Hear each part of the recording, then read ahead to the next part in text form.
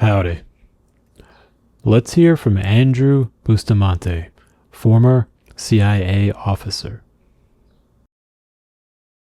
Awareness. Yeah, You have to be aware that you're in a shed. that you're in a shed. And you have to be aware that you're choosing to be in the shed, right? You can always leave. This is an argument I have so often with people who are trapped in the wrong mindset, right? I don't even know what the right psychological term is because I don't live in a world of academic psychology. But there are people who believe that they don't have a choice. And in the United States, for example, we have 50 states. There are some people in the state of Florida who feel like they can't leave the state of Florida. Because They think it's because they don't have enough money. They think it's because the drive is too far. There isn't a support network on the other side. The bureaucratic hurdles of trying to change your residency and get a new driver's license is too much. The taxes are too high to pay to move from a non-tax state to a state tax state.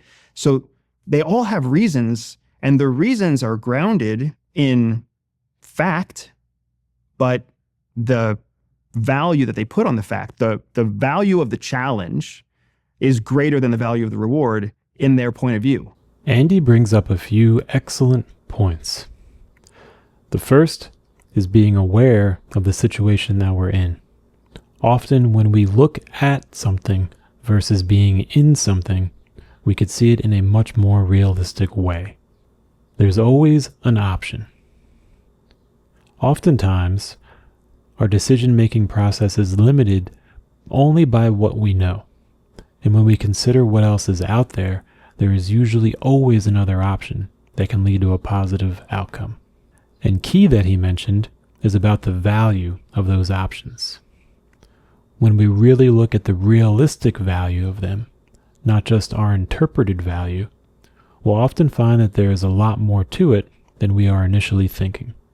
And when we look at the measurable value of those options, it can create a totally different path forward.